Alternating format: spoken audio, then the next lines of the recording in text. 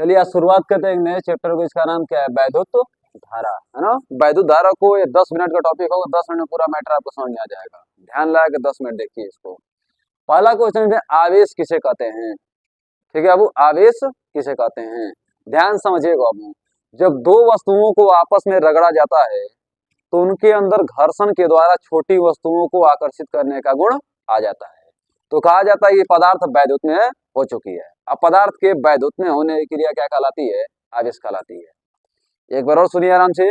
जब दो वस्तुओं को आपस में रगड़ा जाता है तो उनके अंदर घर्षण के द्वारा छोटी वस्तुओं को आकर्षित करने का गुण आ जाता है, तो कहा जाता है कि पदार्थ वैद्युतमय हो चुकी है।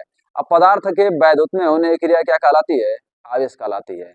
आप लोग देखते होंगे, मान लीजिए पेन है, पेन को अपने बाल में रगड़िए, इसको कई बार रगड़िए, रगड़ेंगे, रगड़ने का पेन को जमीन में जब सटाएंगे ना तो देखेंगे छोटे छोटे तिनके आगे चिपक जाएंगे इसमें। मतलब दो वस्तुओं को, इसको और सिर को रगड़ा गया तो घर्षण के द्वारा इसके अंदर छोटी वस्तुओं को आकर्षित करने का गुण आ गया है। मतलब यह वैद्युत में हो चुकी है। वैद्युत में होने की क्रिया क्या कहलाएगी? आवेश कहलाएगी। अरे बात समझ रहे हो? तो पदार्थ के वैद्युत में होने की क्रिया क्या कहलाती है? आवेश कहलाती है। पदार्थ वैद्युत में कब होती है? जब दो वस्तुओं को आपस में रगड़ा जाता है तो घर्षण के कारण उनके अंदर छोटी वस्तुओं को आकर्षित करने का गुण आ जाता है। इसी को वैद्युतमय के नाम से जानते हैं। अब पदार्थ के वैद्युत में होने की क्रिया क्या कहलाएगी? आवेश कहलाएगी। इसमें कोई समस्या नहीं है आप लोगों को? कोई समस्या नहीं है। अब देखिए, आवेश दो प्रकार के होते हैं बाबू। पहला होता है धन आवेश, दूसरा होता है ऋण आवेश। धन आवेश का मतलब इलेक्ट्रॉन की कमी के कारण उत्पन्न आवेश क्या कहलाता है? धन आवेश। कोई पदार्थ है, इलेक्ट्रॉन प्रोटॉन उसमें बराबर है, इलेक्ट्रॉन कुछ कम हो गए, जब इलेक्ट्रॉन कम हो गए धन आवेश की संख्या अधिक हो गई। जब धन आवेश की संख्या अधिक हो गई मतलब पदार्थ क्या हो गया? धन आवेशित हो गया। तो आप बोल सकते हैं कि इलेक्ट्रॉन की कमी के कारण उत्पन्न आवेश क्या कहलाएगा? धन आवेश कहलाएगा। और ठीक इसका उल्टा ऋण आवेश हो जाएगा। इलेक्ट्रॉन की अधिकता के कारण उत्पन्न आवेश क्या कहलाएगा? ऋण आवेश कहलाएगा। तो दोनों आसान नहीं होगा? एकदम काफी आसान है। इलेक्ट्रॉन की कमी के कारण उत्पन्न आवेश धन आवेश, इलेक्ट्रॉन की अधिकता के कारण उत्पन्न आवेश ऋण आवेश कहलाएगा। अब इलेक्ट्रॉन के बारे में भी कुछ जान लीजिए। इलेक्ट्रॉन प्रत्येक परमाणु के नाभिक के चारों ओर भिन्न भिन्न दीर्घवृत्तीय कक्षाओं में चक्कर लगाता रहता है।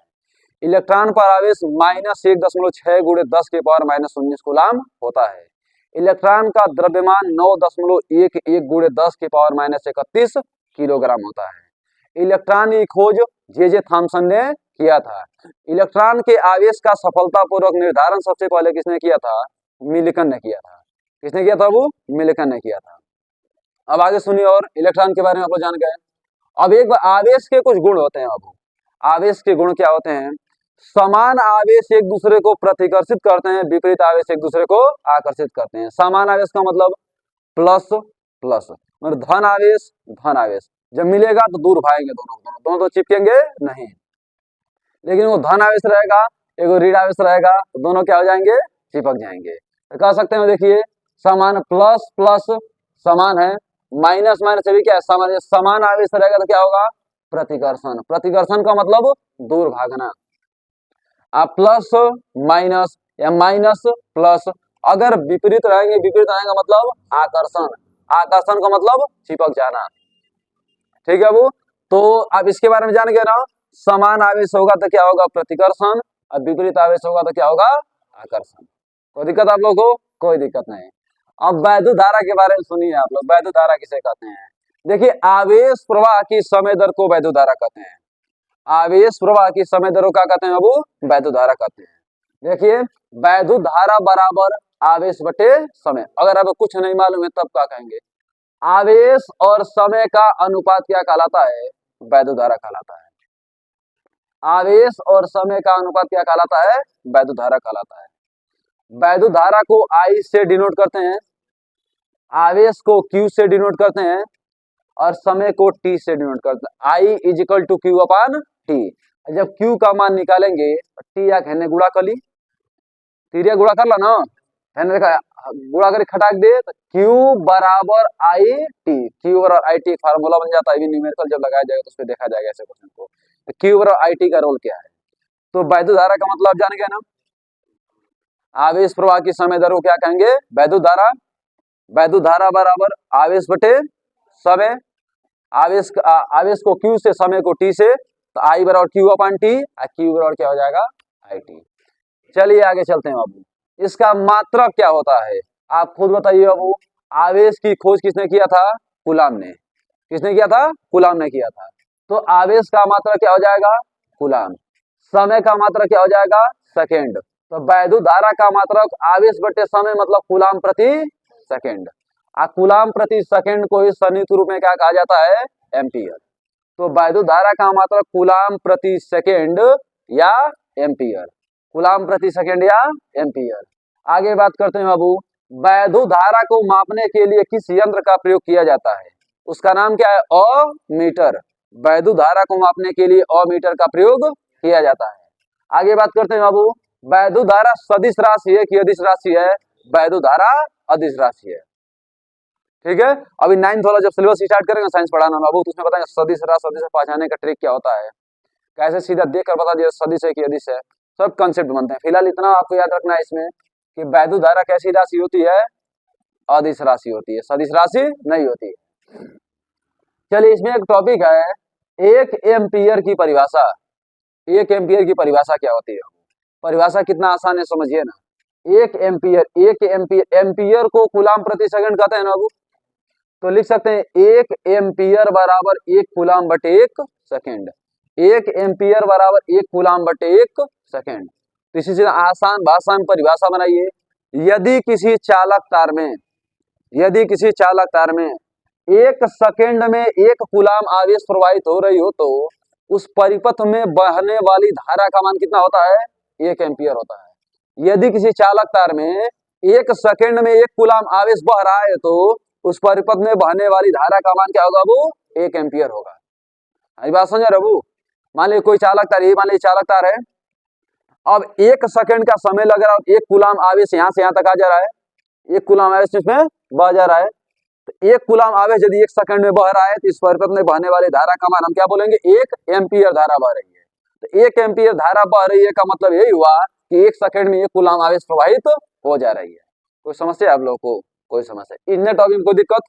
कोई दिक्कत नहीं। तो बहुत आप क्या बोलते हैं कि इनको समझ लीजिए आराम से, फिर अगले टॉपिक को देखा जाए। चलिए ध्यान दीजिएगा। अब समझिए आप लोग, वैद्युत विभव किसे कहते हैं? ठीक है बाबू, टॉपिक क्या है? वैद्युत विभव किसे कहते हैं? ध्यान समझिएगा।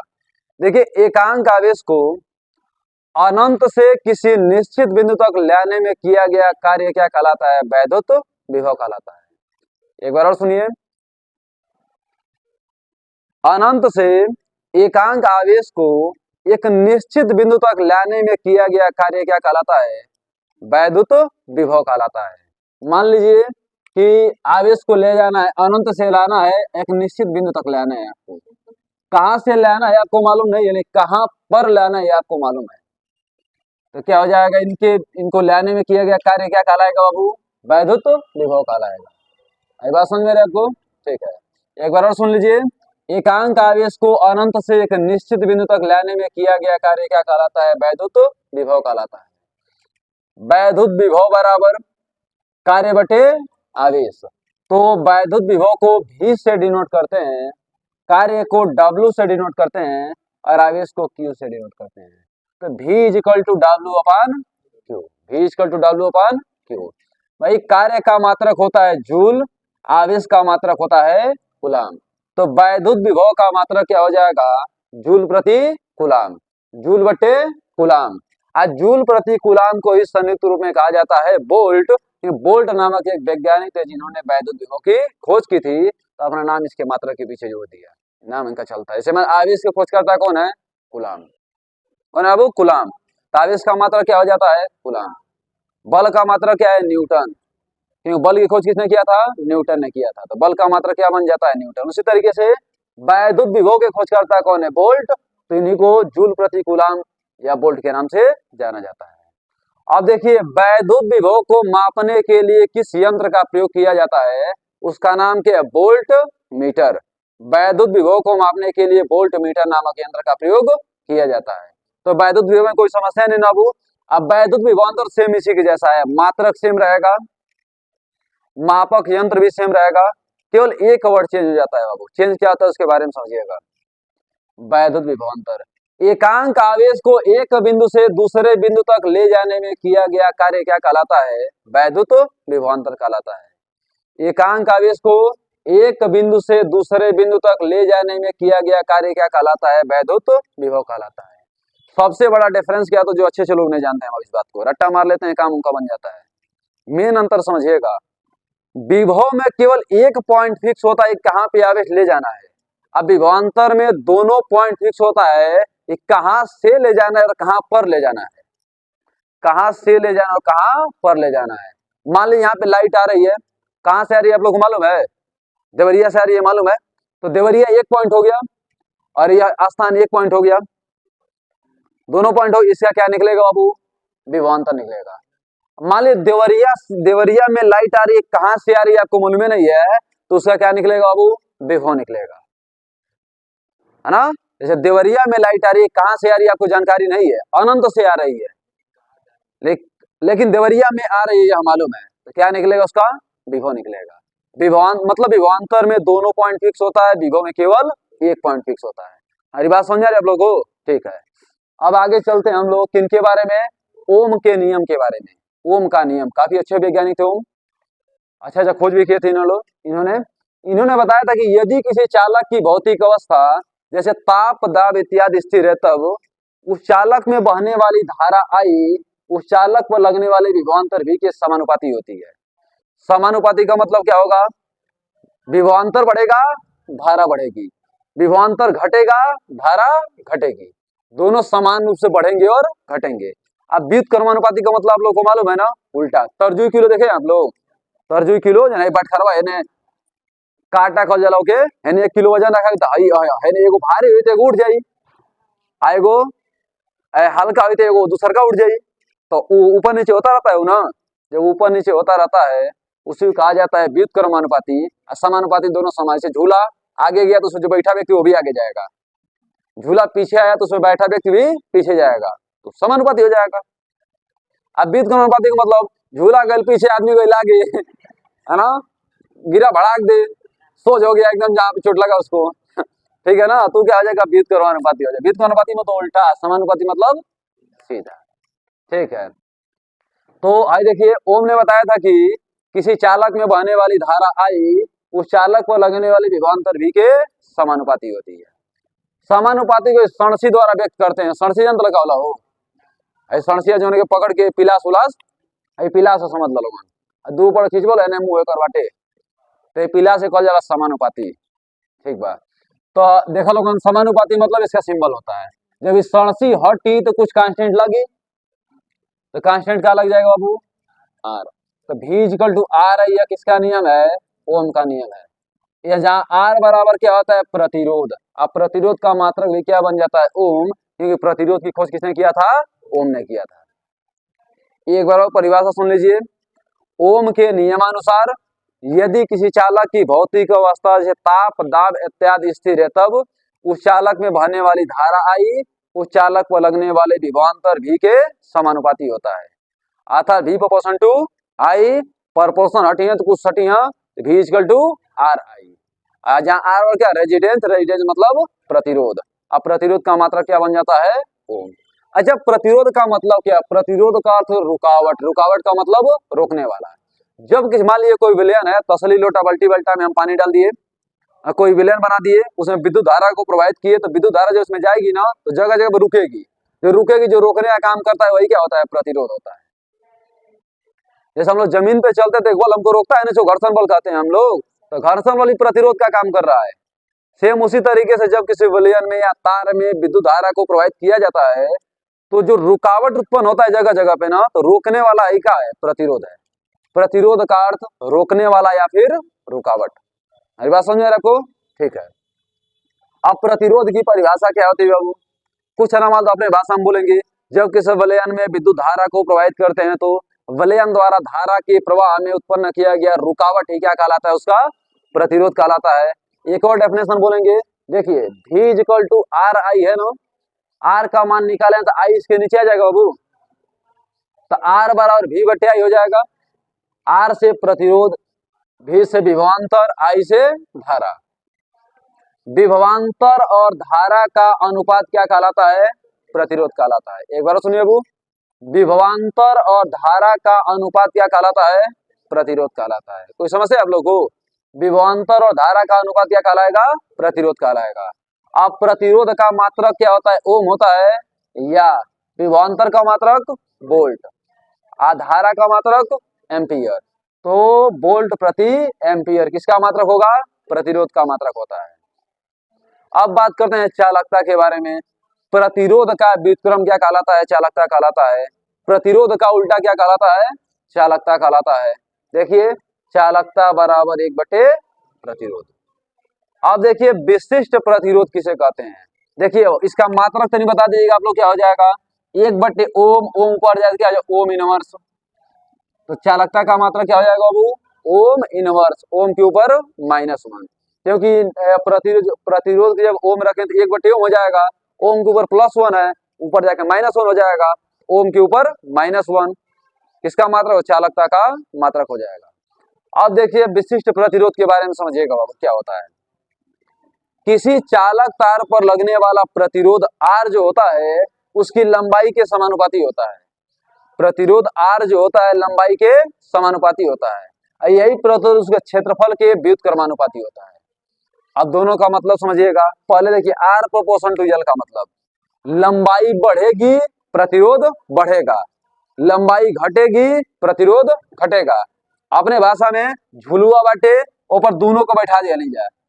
आर का झुलुआ, यल ऊपर को के, यल मतलब कोई वस्तु है, लड़की ले लीजिए ना, लड़की नहीं कर जाएगा हम लोग का नाम लेते रहते हैं, है ना।